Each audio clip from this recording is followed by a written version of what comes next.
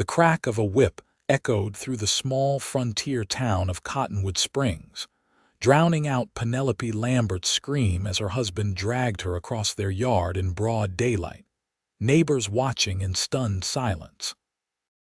It was 1876 in the Wyoming Territory, and as much as folks whispered about Edgar Lambert's cruelty behind closed doors, no one dared interfere in a man's family business. "You'll learn your place, woman," Edgar snarled, his face contorted with rage, spittle flying from his lips. At 45, he was 20 years her senior, a man who'd amassed a small fortune in cattle and land and a reputation for his vicious temper. "Think you can embarrass me in front of the whole town? Think again." Penelope struggled against his iron grip, her honey blonde hair falling from its pins as he yanked her toward the storm cellar behind their impressive two-story house. At 25, she had spent 6 years married to a man whose charm had dissolved into tyranny the moment the preacher pronounced them husband and wife. "Edgar, please," she begged, digging her heels into the dirt. "I only asked about the missing money." "The ranch hands need to be paid," his hand cracked across her face, splitting her lip. "The money goes where I say it goes, and you'll stay where I put you until you remember how a proper wife behaves." With brutal efficiency, he shoved her down the wooden steps into the dank cellar, where the smell of earth and mold hung heavy in the air. Penelope stumbled, falling hard onto the packed dirt floor as Edgar slammed the heavy wooden door. The sound of the iron bolt sliding into place was like a death knell. "Edgar," she screamed, rushing up the stairs to pound on the door. "You can't leave me down here." His laughter filtered through the wood. "I can do whatever I please with what's mine." "Maybe a few days in the dark will remind you of that." His footsteps faded away, leaving Penelope in the dimness of the cellar, illuminated only by thin slivers of light from the cracks in the wooden door. She slid down to sit on the steps, cradling her throbbing face in her hands, her wedding ring catching what little light penetrated her prison.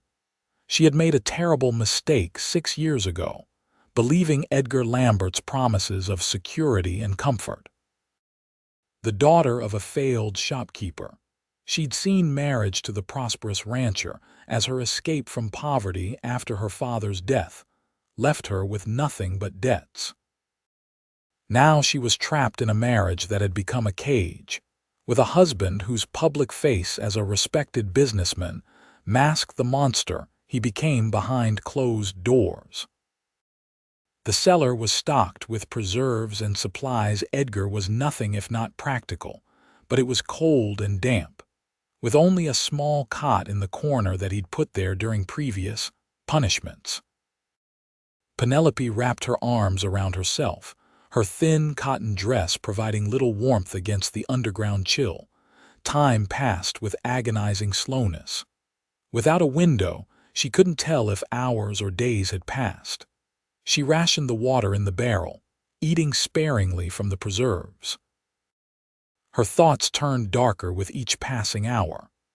This wasn't the first time Edgar had locked her away, but it was the longest. Maybe he didn't plan to let her out at all. Miles away at the edge of Cottonwood Springs, Noah Young adjusted his worn leather hat against the blistering afternoon sun. At 30, he'd spent half his life driving cattle, fighting outlaws, and wandering the frontier. The last 2 years he'd worked as a ranch hand for various outfits, saving his money with quiet determination. He'd come to Wyoming with purpose, to buy his own small spread and put down roots at last. "Young, get over here." The voice of Thaddeus Wilson, owner of the Triple W Ranch where Noah had been working for the past season, carried across the yard. Noah strode over to where Wilson stood beside his wagon. The older man's face was grim, his normally jovial expression replaced by something darker. "Need you to make a supply run into town," Wilson said, handing Noah a list. "And keep your ears open. Edgar Lambert's apparently gone on a tear again. Noah's jaw tightened. He'd heard about Lambert, a man with too much money and too little conscience. What's he done this time? Wilson sighed, lowering his voice though no one was within earshot. Word is he's locked his wife in their cellar going on 3 days now. After dragging her through the street like a sack of feed. A cold anger settled in Noah's chest. And nobody's done anything about it. It's his wife, Young. Law doesn't much care what a man does with his own. Wilson shook his head. Just get the supplies, and stay clear of Lambert. Man's got the sheriff in his pocket, and enough hired guns to make trouble for anyone who crosses him. Noah nodded, though the instruction sat like acid in his stomach.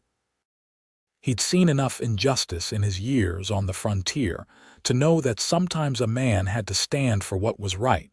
Law be damned. The ride into Cottonwood Springs was swift, Noah's mind churning over what Wilson had told him. He'd never met Lambert's wife, but he'd glimpsed her once from a distance, a slender woman with golden hair who'd seemed to shrink into herself when her husband appeared at her side. The image had stuck with him, perhaps because something in her bearing had reminded him of his mother in the days before she'd escaped his own brutal father. In town, Noah handled his business efficiently, loading supplies into the wagon while keeping his ears open to the gossip flowing through the general store and saloon. What he heard made his blood boil. Lambert had indeed locked his wife in the storm cellar after publicly humiliating her. Worse, he'd left town the following day on business, telling people he'd be gone at least a week. Left her down there with barely enough to get by, whispered Mabel, the shopkeeper's wife, her voice heavy with disapproval. And with that storm coming. Noah looked toward the horizon where dark clouds were gathering. A spring storm in Wyoming could turn deadly, and low-lying areas like Cellars were known to flood. As he finished loading the wagon, a decision crystallized in his mind. He couldn't ride back to the Triple W knowing a woman was imprisoned, possibly facing death by drowning when the storm broke. Whatever the consequences, he had to act. Under the pretense of having a drink before the journey back, Noah made his way to the saloon where he found Abel Johnson, an older ranch hand who'd worked for Lambert until being dismissed the previous winter. Lambert's place, how well is it guarded with him gone? Noah asked quietly, sliding a whiskey across to the man. Abel's weathered face crinkled with interest. Down to skeleton crew. Most of the boys went with him to Denver. He studied Noah's expression. You thinking of doing something foolish, Young? Just asking questions. Well, here's an answer you didn't ask for. The storm cellar's around back, hidden by the woodpile. Only Lambert and his foreman Dawson have keys, and Dawson's with him in Denver. Abel drained his whiskey. Not that I'm suggesting anything, mind you. Noah nodded, placing money on the bar. Much obliged. If you're really not suggesting anything, Noah added quietly, any idea where Dawson keeps his spare key? Abel's lips twitched. Hung on a nail in the tack room, but you'd need to get past the 2 hands left watching the place. As dusk fell, the first fat raindrops began to splatter against the dusty street. Noah left the supplies with instructions for them to be delivered to the Triple W, saying he had personal business to attend to. Then he rode out of town, but not toward the ranch. Instead, he circled back, approaching the Lambert property from the cover of a stand of cottonwoods as darkness, and the increasing rainfall provided additional concealment. The Lambert house stood on a small rise, impressive with its painted clapboards and glass windows, a symbol of wealth in a territory where most made do with far less. Noah tethered his horse in the trees and made his way cautiously toward the ranch buildings. As Abel had said, only 2 men appeared to be on guard, and they were both huddled in the bunkhouse, more interested in their card game than in standing watch in the downpour. Moving silently despite his size, Noah slipped into the barn and found the tack room. The key hung exactly where Abel had said it would be. Pocketing it, he made his way back into the rain, circling the house toward the woodpile Abel had mentioned. The storm was intensifying, water already pooling in low areas. If the cellar door was as weathered as most, water would soon begin seeping in. Noah pushed aside split logs to reveal the heavy wooden door set into the ground, secured with a substantial iron bolt and padlock. Kneeling in the mud, he tried the key. It wouldn't fit. Either Abel had been mistaken, or this was a different lock. Frustration and urgency warred within him as the rain pelted down harder. There was no time to look for another key. Water was already beginning to run toward the cellar door in rivulets. Penelope huddled on the narrow cot, watching with growing terror as water began to seep under the cellar door. The storm had started hours ago, the sound of rain hammering against the wood growing more intense with each passing minute. Now, what had begun as a trickle was becoming a steady flow, the earthen floor turning to mud as the water spread. She'd already moved what supplies she could to higher shelves, but the cot's legs were disappearing into the rising water. In the near darkness, she calculated how long it might be before the water reached a dangerous level. Hours, perhaps, at this rate. Edgar might have finally succeeded in ridding himself of the wife he'd come to despise, without ever having to dirty his hands with murder. A sudden thump against the cellar door made her jump, then another louder, more deliberate. Someone was out there. "Hello," she called out, scrambling through the water to the steps. "Is someone there? Please help me." The response was another powerful thud, this one splintering the wood around the hinges. Hope surged through Penelope as she realized someone was trying to break in to rescue her. Outside, Noah braced himself against the driving rain, using a fallen log as a battering ram against the cellar door. The padlock and bolt were too strong to break, but the wood around the hinges was beginning to give way. He could hear a woman's voice from below, confirming his fears. Lambert had indeed left his wife to potentially drown in the storm. With a final powerful thrust, the hinges tore free from the frame, the door collapsing inward. Noah cast the log aside and dropped to his knees at the opening, rain cascading down his face as he peered into the darkness below. A woman stood halfway up the steps, soaked to the skin, her blonde hair plastered to her pale face, blue eyes wide with disbelief and hope. "Madam," Noah said, extending his hand, "I believe it's time you came out of there." Penelope stared up at the stranger, tall and broad-shouldered, rain dripping from the brim of his cowboy hat, his face shadowed but his extended hand steady. Without hesitation, she reached for him. His grip was strong and sure as he pulled her up the remaining steps. As she emerged into the stormy night, he didn't release her, but instead swept her into his arms, lifting her clear of the flooding cellar in a single powerful motion. "I've got you," he said, his voice barely audible over the storm. "You're safe now." Penelope clung to him, overwhelmed by the sudden transition from imprisonment to freedom, from darkness to the wild, rain-lashed night. She didn't know this man, but in that moment, she trusted him completely. "We need to get to shelter," Noah said, carrying her through the deluge toward the barn. "Can you walk?" "Yes," she nodded, though she was shivering violently. "Put me down. I don't want to burden you further." He set her carefully on her feet but kept a steadying hand at her elbow. Together they splashed through the muddy yard to the barn, where Noah pushed open the heavy door and guided her inside. The abrupt absence of rain was startling, the relative quiet broken only by their breathing and the drumming on the roof. In the dimness, Noah struck a match and lit a lantern hanging from a post. In its warm glow, He got his first clear look at the woman he'd rescued and felt something shift inside him. Despite her bedraggled appearance, she was beautiful, with delicate features and remarkable blue eyes that held both gratitude and wariness. A bruise darkened one cheekbone, and her split lip told of the violence she'd endured before being locked away. "I'm Noah Young," he said, removing his dripping hat. "I work at the W, Penelope Lambert," she replied, her voice soft but steady. "And I'm deeply in your debt, Mr. Young." "No debt," he said firmly. "No one deserves to be treated like that." A shudder ran through her that had nothing to do with her wet clothes. "My husband would disagree, and when he returns and finds me gone." She trailed off, the implications clear.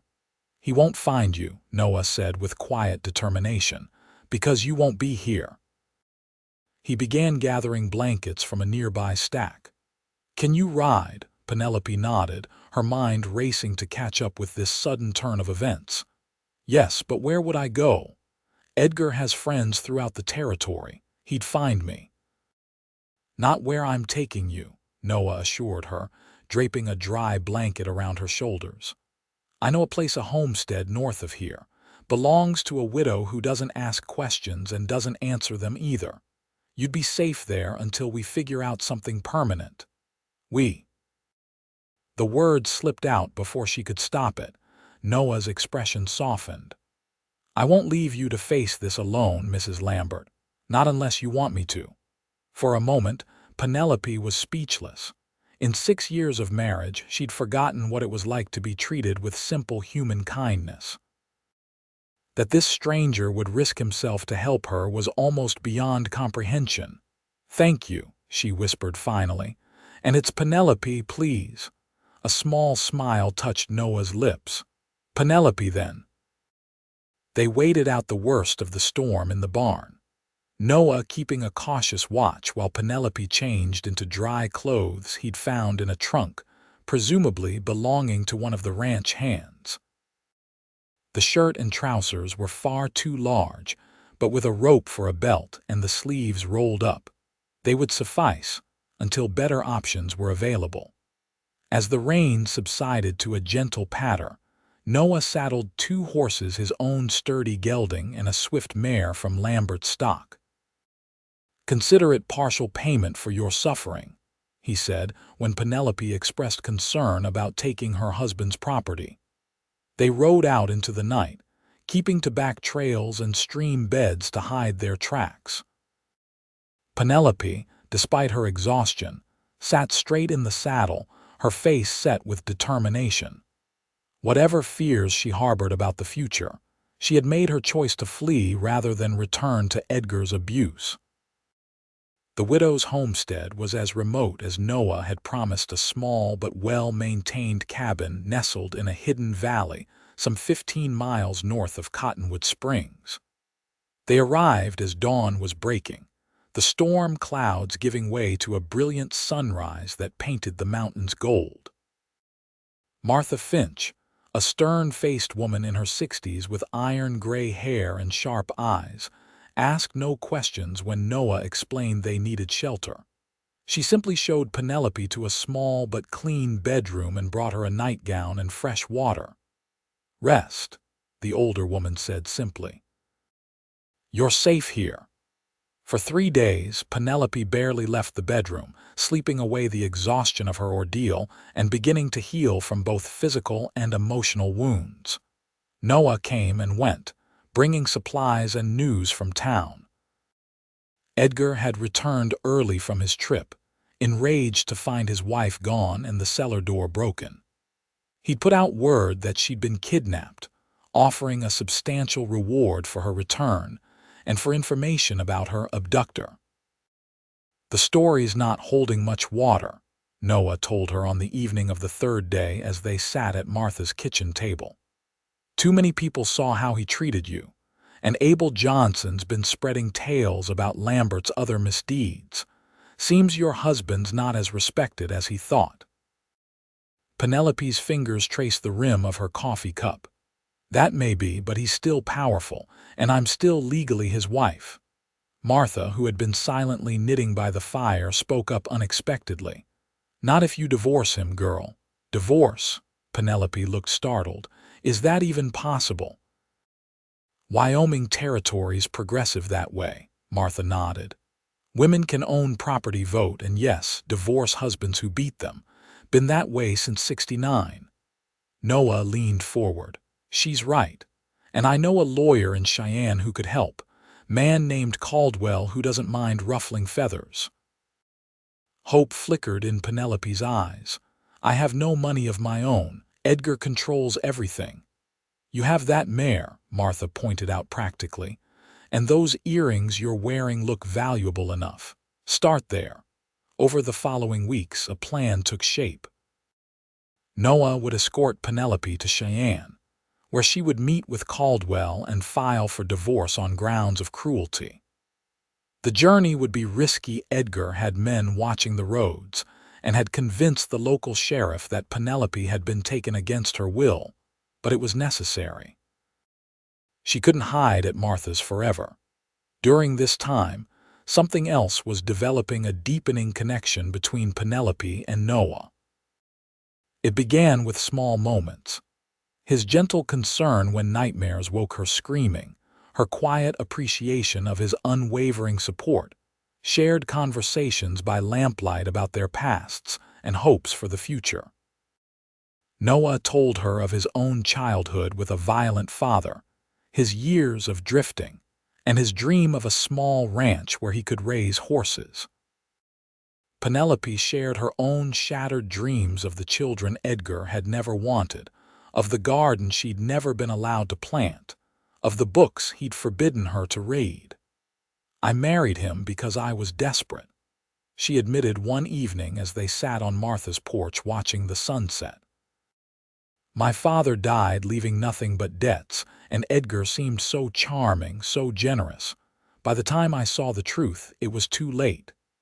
"It's never too late to start over," Noah said softly, "to find what you really want." Their eyes met, and something unspoken passed between them, an acknowledgement of feelings that neither was yet ready to name. Penelope looked away first, her cheeks coloring. "I'm still married," she reminded him gently, "and likely to be for some time." Noah nodded, respecting the boundary she'd set. Some things are worth waiting for. The journey to Cheyenne was fraught with tension.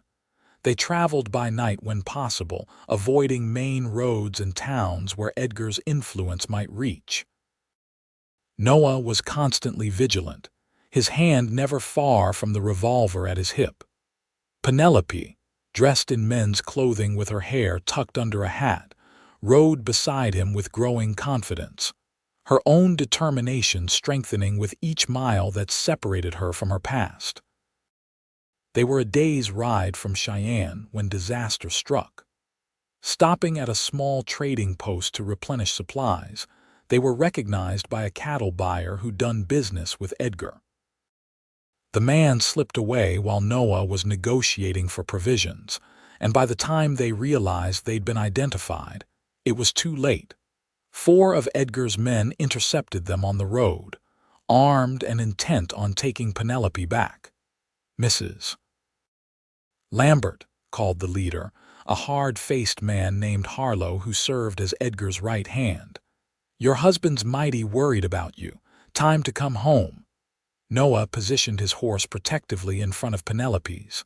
"The lady isn't going anywhere she doesn't want to go." Harlow's smile was cold. "That's not your decision, Cowboy.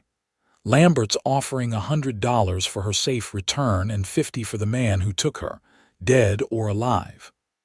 "I wasn't taken," Penelope called out, moving her horse alongside Noah's despite his attempt to keep her back. "I left of my own free will after Edgar locked me in a flooding cellar and left me to die." Harlow shrugged. "That's between you and your husband. Now come along peaceful-like, and maybe we won't have to hurt your friend here." Noah's hand moved to his gun. 4 against 1 isn't great odds," he said quietly to Penelope.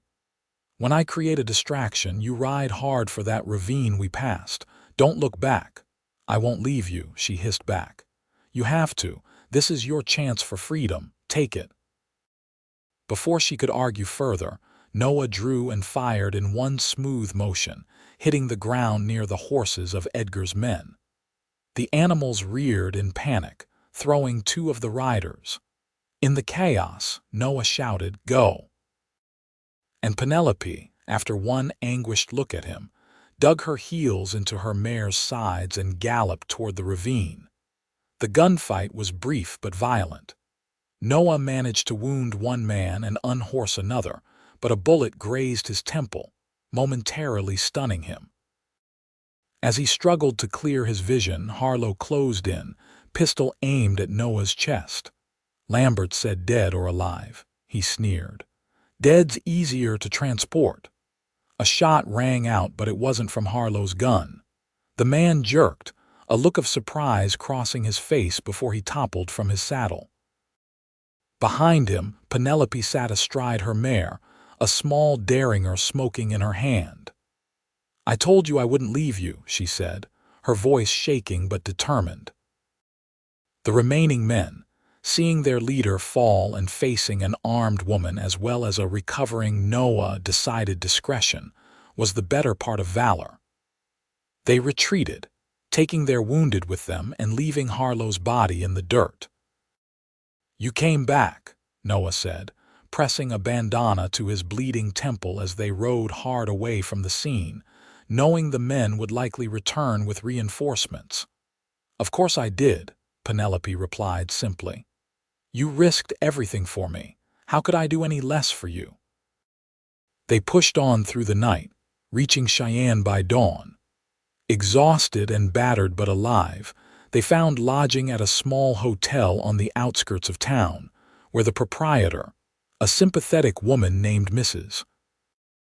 Chen, didn't look too closely at their disheveled appearance or ask questions about Noah's bandaged head.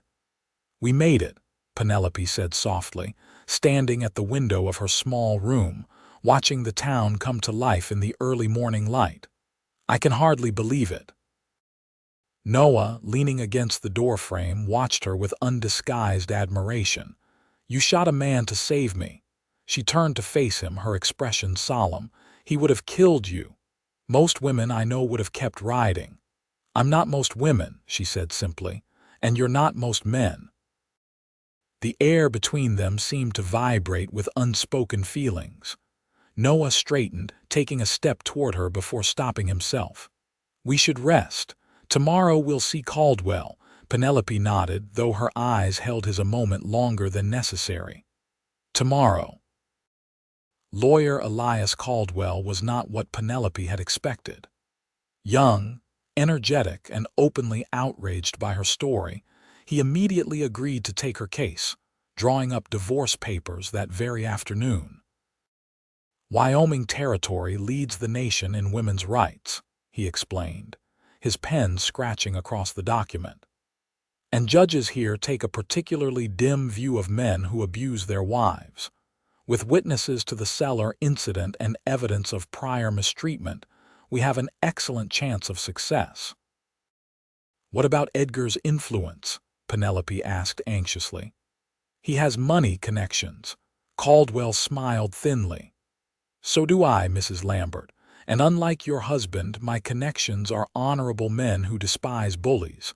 Trust me, this is one fight Edgar Lambert will not win." The divorce proceedings moved with surprising speed. Edgar, enraged at being publicly challenged, made the tactical error of threatening both the judge and Caldwell, resulting in a contempt charge that undermined his position further. Witnesses came forward, former employees, neighbors who had seen the abuse but remained silent, even the doctor who had treated Penelope's injuries over the years. Through it all, Noah remained at her side, a steady presence in the courtroom and a vigilant protector outside it. Edgar's men made one attempt to intimidate Penelope at her hotel, only to find themselves facing not only Noah, but also several deputies whom Caldwell had arranged to provide additional security. "You think you can escape me?" Edgar hissed during a recess in the proceedings, having maneuvered to corner Penelope momentarily in the courthouse corridor. "You're mine until death, Penelope. Remember that." Before she could respond, Noah was there, inserting himself between them. "Step back, Lambert," he warned, his voice deadly quiet, Edgar's face contorted with rage. "You, the man who stole my wife. I'll see you hang before this is over." "No one stole me," Penelope said, finding her voice. "You lost me through your own cruelty. And now the whole territory knows what kind of man you really are." Edgar's hand twitched toward his pocket, where Penelope knew he kept a small knife. Noah tensed, ready to intercept any attack, but at that moment, Caldwell appeared with 2 deputies. "Is there a problem here?"